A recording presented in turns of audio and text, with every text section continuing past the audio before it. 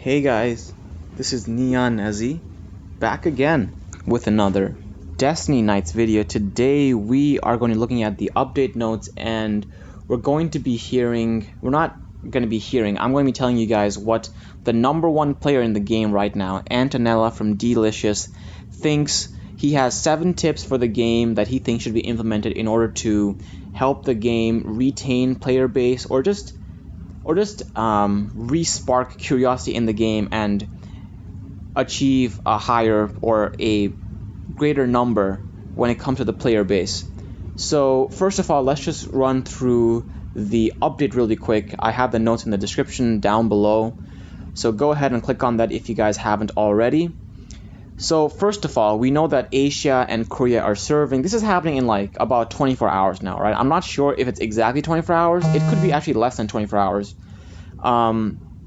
It's happening on Wednesday. Today's Tuesday for me. It's Tuesday morning. So like tonight at midnight they're gonna start implementing this, and then Wednesday midday or something it should be ready. It's expected for this update to take about 8 hours or something like that. So that's really big. So you know that this update, like, they mean business. First of all, Korea and Asia are merging. So again, let me just put everybody's minds at ease. This does not mean that you're going to be losing all your units or all your progression, all your orbs and crests. No. Only thing that's going to be resetting are the rankings. All right, there might be something else, but trust me, if you are level 2 with Adonis, Arcana, Jun, and you log back in tomorrow, you're still going to have it. Like, you could be level 100. I think that's the highest level you can get to, right? You can log back tomorrow. You're going to be still level 100 with everything just the way you left it. Only thing is now that we people from Asia have a bunch of Korean noobs to crush. I'm just joking. But when you look at the rankings, Korea always has lower rankings than Asia's server, like in Destro and everything. All right, I'm gonna get a lot of hate for just saying that. I'm sorry. I mean, a Korean dude is my best friend. All right, I'm just stating facts here. Could have been nicer about it. 2, we have summer vacation theme costume has been added. So to everybody that says, oh, the developers, they don't know their player base, they don't know us, this is irrefutable proof that they know the player base, because this proves that they know that majority of the players of this game are males who are either hitting puberty or who are just shut-ins. Hence the bikinis. Like, they could have gone with Takis or, Benito or Caesar or Jun or Chen or Grunberg to have the picture up there, but no, they went with Elkie. They know who's playing their game. Few things I want to talk about on the costumes though. The bonus substats, it's not too high. The costumes are being implemented for Elkie, Ingrid, Mashia, Benito, Caesar, Chen, Jun, Grunberg, and Takis. Bonus stats aren't too high, but the costume price is 250 rubies. 2,500 rubies. So for pay-to-play people, that's obviously, they'll get the ones that they want. But for free-to-play people, I really think there should be something like costume puzzle pieces or like bikini fragments, like just anything that free-to-play people can farm, such that they can be achieving like maybe 1 costume a month. That's not much to ask for. Like 1 costume a month, that's like 12 costumes in an entire year, guys. And that isn't even, like, that's not a lot at all. There's at least 100 units in this game, and there are more to come. There's a new package which has 7,000 rubies. It's called a Sizzling Summer Package. 7,000 rubies, 3 Evolved Dragoons, 3 Skilled Dragoons, 2 Legendary Scrolls, and 500,000 gold.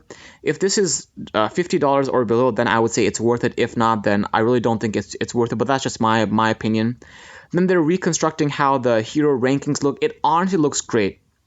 All right, the past few updates, including this one, is just kind of reconstructing how the visual aspects of the games look. All right, and aesthetically, it's getting way more pleasing. It's just that the game needs some actual content. For example, next up is illustration feature, which is basically a picture that you get when you summon a 5-star unit. You can, apparently have it horizontally or vertically. You can tweak it their positions. You can change their backgrounds, which is great. But like this is literally a few seconds worth of content. Like I pull a unit, I go, I look at the pictures, maybe like screenshot it for my background image or something. But then that's it. Like that is it. It's not really content.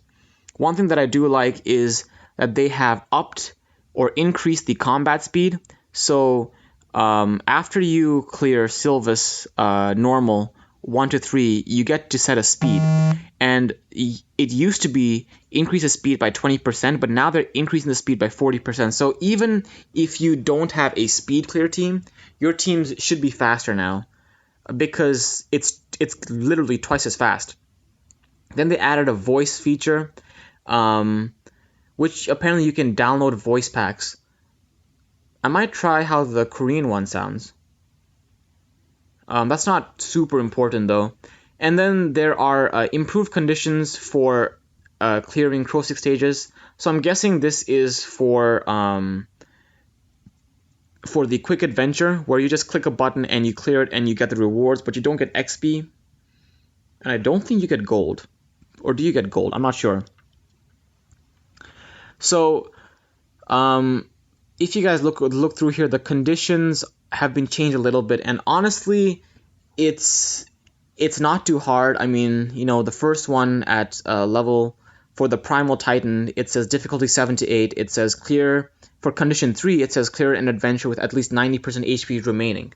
You guys could literally just get the boss really low and then just kill yourselves on purpose, revive. I know it costs like, I think 30 rubies, but that's 30 rubies and you kill the boss with 90% team HP remaining.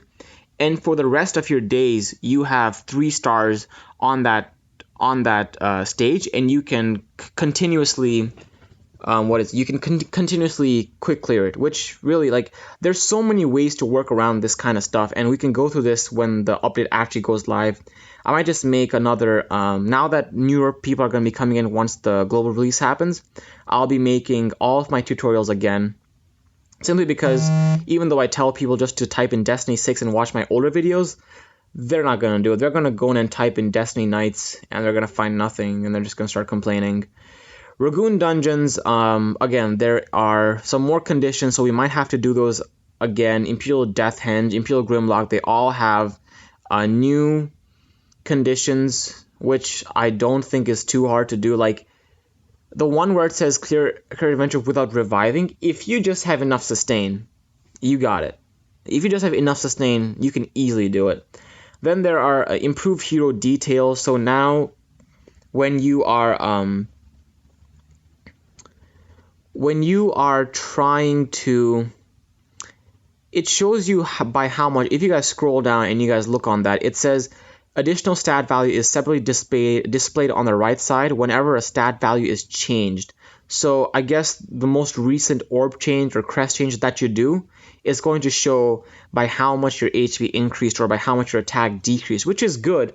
They are improving the quality of life to a certain extent, but it's not to the point at which Antonella would like to see, and we'll get to that in a bit. We have improved loading and adventure results, so the tip and illustration images have been changed, which I guess is really great for early game players, but later on doesn't really make sense. The stage clear setup has changed. Now the heroes are displayed kind of like, what's the word?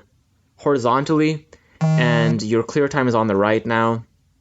There's just a bunch of improvements to like the screen. So again, it's like aesthetics, but it's not really content. Tutorials have been improved, but honestly, if I were to give one tip to any game developer, it's that just don't spend too much time on tutorials because people just love to hit that skip button and just learn by failing. It's how I learned. Uh, Airship, again, it's just some more visual stuff. You can create nicknames now, which is great, and there are a few bug changes. So now you can buy grit and resistance crests in the time shop, which is great. Fix an issue in the video of, so there was an issue with some video, I didn't even know about it. Arcana Scissors skill apparently wasn't working normally in Arena, now it is. Achievements weren't being given out in Tragar, now it is. Destro Faction Boss and Adventure dungeons were having some issues. Now they're not, and apparently the iOS home button appeared constantly for people that are using iOS devices, and now they fixed it. So all in all, it's a lot. All right, I know that I don't sound too excited, and honestly, because I love the fact that we're going to be having more people to play against with, but until Arena gets fixed, and I mean for real get fixed, or until Guild Wars actually happen, people aren't going to be logging in. They're not really going to take, they're not going to log in every day. They're not going to really try to accomplish anything in the game, because all in all, if this is all that the game keeps doing, just pleasing us visually and aesthetically, the game's going to go nowhere. All right, and I know that I'm sounding very negative right now, and you're all probably like, Nezzy, what happened to trust in developers? I'm not trying to discourage the developers. I'm not trying to be mean. I'm just saying not only what I've been thinking, but what a lot of people have been thinking, all right? On the forums, on our WhatsApp, my guild has a WhatsApp page. I don't talk on it much, but I read all of it. And it's simply just that we just want more content.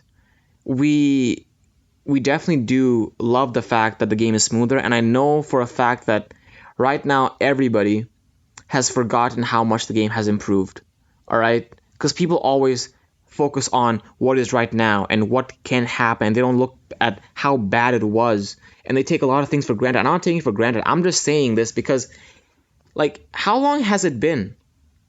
All right, how long has it been that I have been talking about bringing more content into the game, and the content has just remained, to a certain extent, the same? You know? But the game definitely has potential to grow. That's why I'm still making videos on it. And I still love playing the game. It's why I'm still making videos on it. And the only reason that I'm being critical right now is because, again, I love the game and I want to see it become successful. So moving on, I was talking to Antonella, who is arguably the #1 player in the game right now. His numbers on the faction boss rankings are just insane. He is the leader of our guild, which is delicious, possibly one of the, no, actually hands down one of the best guilds in the world right now. Even at this moment in drought, where a lot of people have stopped playing the game, we still have like over 45 active members. I mean, no, wait, we can only have 40. Whatever the maximum number of players is, minus that by 5, and we still have that many active players. So I was talking to him, and I told him I would love to have you just voice in on a video and just talk about stuff. And his literal words to me were, "I'm Asian and we are naturally shy, so I don't want to really talk on a video, but I will, however, just write down what I like." And I didn't push him too much. I mean, I tried, but I didn't push too much, because I realized that myself, I'm Asian, and I love talking, but I don't think I would do very well if I knew that my face was appearing, like how like Childish or YDCB do it. I don't think I can do that, because I'm just really a shy guy. So first off, let's just dive right into what he has. 7 things that he thinks should happen in the game, and some of these things I didn't even think about. So it's really cool to see all these new ideas. First is something that we all have been craving for. Guild War is a must. It makes players log in every day and provide a common goal for everyone in a guild. Much more than Arena, I think Guild Wars would, and this is why I've been going on towards promoting the aspect of Guild Wars rather than fixing Arena, because Arena is broken, right? Arena needs no skill right now. You don't need like good orbs or crests or even proper units. All you need is just enough refreshes or enough refills on your swords, and you can get to the top 10. Like, it's been done. Like, but Guild Wars, what happens is that you're part of a guild. You're not just, and humans, we're social creatures. Like, even if we're shut-in gamers, we love the aspect of being on a team and fighting for the team. And when you win as a team, it just feels really good. So Guild Wars is a definite must. I hope that it comes in the next update. In the next big update, they have to make Guild Wars, because now it's just way too late. Next is create an arena for auto mode only, which I think would be really interesting. Like, auto arena. Imagine that. I never thought about this, but this would be super interesting to see, where all you can do is auto, and it's even more challenging because you don't know what the opponent has. Like, the opponent could have anything, so you have no idea what they're bringing, and the AI can sometimes derp, and it's just brings a new level of uncertainty to Arena. Next is more content to allow usage of heroes from the same family on the team. Right now, it's just pair Arena. Otherwise, you can bring two units from the same team, which is why Antonella mentions it here on his notes, that a lot of heroes are underutilized. For example, Scissor Benito, and even Scissor Julian. Like, in my last video, when I first had to talk about it, I was like, Scissor Julian, he's a POS, because who uses him? All right, like, Benito came out, and Julian just kind of went under, and then Scissor Julian was just never really in the meta, and he's never been used. So units now need to start getting buffs and nerfs. Maybe not nerfs, but buffs for sure. Next up is Carol should allow multiplier to land on 2 reward. That is super true, because I don't need, or nobody here really needs, a ton of materials from Carol, right? Like, we get materials and that's fine, but it really just sucks when you get up to like level 22 and you haven't landed a single multiplier on gold or rubies, and it's just going into the materials, and you're just there like, come on, man. Like, please. Like, someday in this year, I would like to like be able to earn a decent amount of rubies or gold from Carol's trials, and it's just not happening. They should introduce a new bonus creature that might allow multiplier to land on multiple rewards. So this meaning, like, right now there's the gold goblin, there is the ruby goblin, there's that reaper with the blue crystal on his head. So they could introduce some new kind of unit that when you kill it from that stage onwards, you will now have, instead of just one multiplier being added on to one reward, it's going to happen onto 2 or 3 rewards. Then there could be a new jackpot that would allow multiplier to land on multiple rewards. So it's either or, like, developers, whichever one of these is more easier or whichever one of these seems more fair to be implemented, go ahead and implement one of these, because we definitely need this. They should give rewards for faction bosses for total damage top charts. This is so true. This is so true, because when I look at Antonella, right, I'm comparing myself to him. Every time he does Destro or Wyvernesh, he will consistently get a certain level of damage. Like, if he hits 40 million today, he'll be hitting 40 million progressively. For me, and for what a lot of other people do, and I know this for a fact because I've done it before, is that because the faction boss doesn't take into account total damage, it only takes into account your highest score, I try hard one day, alright? I try hard one day out of 7 days. I try hard on one day, on one attempt, go as high as I can, and then I just don't give a crap about it for the rest of the entire week, because all I need to do is get 10 million damage, right? All I need to do is get 10 million damage, and I'm golden. I get all the rewards, and I've already set up my highest score for the week, so I don't need to try hard anymore because I know I'm going to get the rewards at the end of the week. So it just doesn't give me any incentive to really try throughout the entire week or even throughout all my 3 attempts per day. Then we have open all faction bosses during the same week or on alternate days. So for right now, they could do alternate, like Destro one day, Wyvernish, Destro, Wyvernish. But as they start to implement, because how many stages are there? All right, there is Sylvis, Wyvernish, Tragar, Inua, Jin. Am I missing one? There are only 5 stages, right? Yeah. So what they could do is have like Saturday and Sunday, all dungeons are open, or like maybe even no dungeons are open. And then on, Monday, Tuesday, Wednesday, Thursday, Friday, one of those respective dungeons is open, so that this way, once all the faction bosses have been released, every week you can go into any scenario and farm up gold and hit that 2x increased gold multiplier that you get from the boss. What's it? I forget what it's called. It's on the homepage. And then there's the QOL function for orbs and crests. So what they're doing right now, QOL means quality of life, by the way. So what they're doing right now is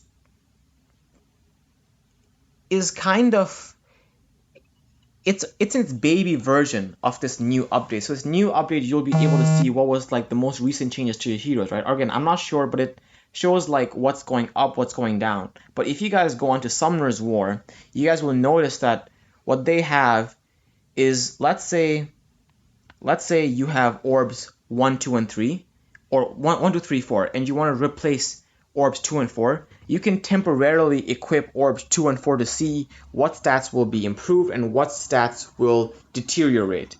And stuff like that really just helps people build their teams. It makes the game a lot more approachable, a lot more noob friendly, because a lot of times, and I'm guilty of this, what I found myself doing is I have my phone in one hand and my calculator in the other hand, and I'm trying to calculate, like what's going to go up, what's going to go down when I replace this by this. So this thing is what I was talking about, guys, the faction buff, where over here it says receive Medina or enhance conqueror effect. Your stages increase gold rate goes up by 100%. It would be nice to be able to farm either Medina or Sylvis, because at the point where 5 bosses are released, there are 5, right? How many bosses are there? 1, 2, 3, 4, 5. Yeah, so there are 5 stages right now. At the point where 5 of these are released, and if we keep doing 1 per week, that's going to mean that we need to wait over a month to get. So like, let's say we're on Medina right now, and I really need Sylvis. I need to wait Medina week, Inua week, Jin week, Tragar week. That's 1 whole month before I can go into Sylvis and start farming what I want for increased gold. So if we just have 1 faction boss per day, for right now they can alternate because they only have released Destro and Wyvernish, but as they go on to release more units, they should start implementing like 1 faction boss a day. And it really doesn't, like, look at this, all right? Look at the completion rate. It's 30 billion. It's 30 billion, right? The number 1 right now is 87123 Hack, who has 2 billion. Degeneration has 1.9 billion. Antonella has 1.9 billion. So all these players have almost 2 billion. 3 players have just done 6 billion damage, and it's not even Sunday. It's not even Sunday yet. It's just Tuesday. We're like a few days into the week, and they've already done 2 billion, all right? Within 3 days, these guys have done, how much is that? That's about 20%. 3 players in just the Asia server, not even Korea server, just Asia server, have done 20% of the damage needed for the goal damage. And considering the thousands of other players that play, we've already hit 30 billion within a few days. Once Korea and Asia merge and our top players unite, we could potentially be hitting this 30 billion per day. So we could hit Destro today, 30 billion. Tomorrow, Wilderness, 30 billion. You can even reset it, and I guarantee you we'll be hitting 30 billion every single day. So anyway, those are some ideas that Antonella had, and I think if the developers have time and they really want to, implement the game to really achieve a longer lifespan, then they will take these into mind, these words of advice, and hopefully we get to see more content. I hope you guys are excited for this new update, because I for sure as hell am. First thing I want to do is easy. Listen up, man. We're going to do a challenge, all right? Next challenge, again, loser has to do a gift card giveaway on his channel. We're going to set up defenses live, and we are going to ban out units, and we're going to friendly attack each other, all right, in arena, and we're going to put it full auto and see who wins, right? We're probably going to do like 5 matches each or something like that, and let's see what happens, all right? So, again, if you guys like my content, go ahead and subscribe to my channel. If you guys have any questions, and I mean any questions at all, let me know in the comment section down below. If you guys have any requests, let me know in the comment section down below. And until the next time, guys, Neon out. Also, huge shout out to Antonella for giving me his time of day, or time of night actually, for letting me kind of interview him and kind of just take his ideas and bring it out to the public. Thank you again, Antonella. Till the next time, guys, Neon out.